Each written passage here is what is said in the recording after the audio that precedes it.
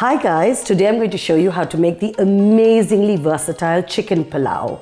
That's pieces of chicken on the bone nestled in the softest, most moreish rice imaginable and very subtly spiced. Now the best thing about chicken pulao is that you can make it on a very busy evening after a hectic day of work, or you can dress it up and make it really fancy over the weekend for some friends with saffron and nuts and seeds and whatever the hell you like.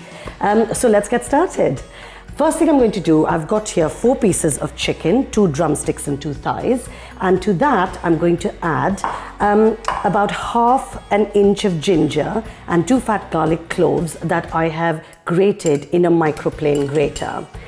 Then I'm going to stick my 2 tablespoons of natural yogurt. I've got some organic yogurt, but it doesn't really matter if you don't have organic yogurt.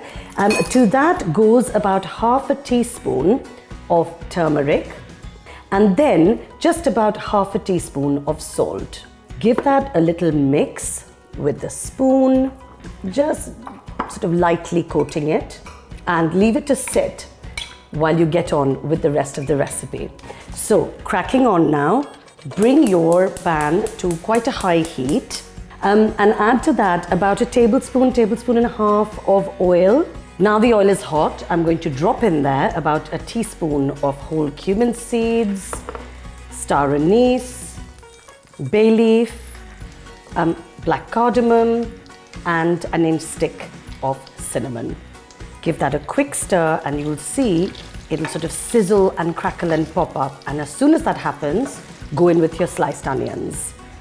You want to give this a stir for about 5 to 10 minutes to darken the color. Sort of almost caramelize them, but not quite, so golden brown.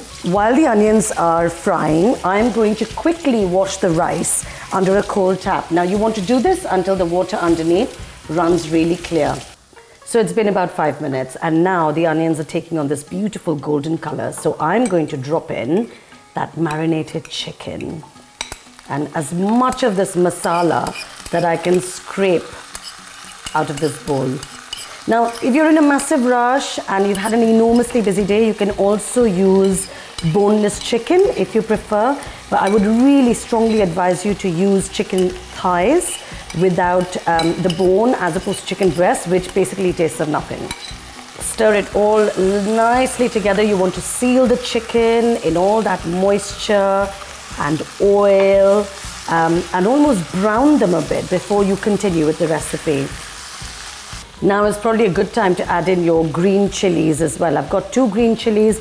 Of course, add more if you fancy things spicier, but I like to take it a little bit easy with these. Obviously, when I cook this for my kids, I tone down the chilies massively and just serve them on the side. So it's entirely up to you. So what you're doing here is you're actually frying the chicken until it's almost cooked. Because of course, the next thing that's going to happen is the rice is going to go in, and the rice doesn't take as much time to cook. So just be patient. It'll take a good 10 minutes. And if your pieces of chicken start getting stuck to the bottom of the pan, you have my permission to add ½ a cup of hot water and just loosen it all up. Now, the chicken is cooked, and the way I know that is because it started separating from the actual bone, the chicken itself, the meat. Also, and I hope you're not squeamish, but it stopped oozing blood. So the liquid that's coming out of the different pores on the chicken are more a clear color. So now I'm going to add in that washed rice that's been sitting and the remaining salt. So there's still about ½ a teaspoon of salt in there. I'm going to give this a good stir because we want to fry the rice and all that amazing spice and really mix it through, sealing it. So later when it cooks, it doesn't just all break off horribly. Of course, if you're in any doubt about the chicken, is it ready, is it not ready? One, you could cook it in a pressure cooker, make sure it's cooked, and then go in with your rice. Or otherwise, just pull out a piece, cut it open, and check if it's done. So we're just stirring this rice for about a few seconds to make sure it's got all those lovely spices. And you'll notice that it's going translucent white in your pan. And that's actually the sign that it's sealing.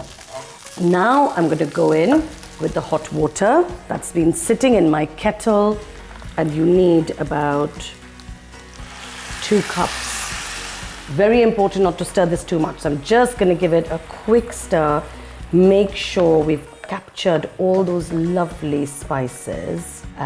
Make sure there's no rice sitting around, exposed, not submerged in that moisture. You can see it's come straight up to a boil. All that's left to do now is to lower the flame to a high simmer, because you still want this to cook, and then stick the lid on and leave it for about 10 minutes. While that's cooking, I'm going to caramelize some onions so we can dress it later and make it look really beautiful. So it's been 10 minutes and this rice should now be cooked. I'm going to lift the lid. This is a bit naughty. I'm going to lift the lid to just have a quick peek. Look at that. Now, this hasn't finished cooking yet. What we're going to do is take it off the heat and leave it sitting on a cold hob for another 10 minutes, because all that steam, that heat is just going to get the grains perfectly fluffy. The other big reason to do that is because when you handle freshly cooked hot rice, it has a tendency to just break. So keeping it sitting there until it's a little bit colder or cooler is just going to make it retain its shape better when you're ready to serve. So all that's left for me to do now is, of course, to give this a little taste test. I cannot wait. Perfect. The rice is cooked really, really beautifully. Very, very aromatic. Let's give that chicken a little try. It's just falling off the bone, so that's always a good sign.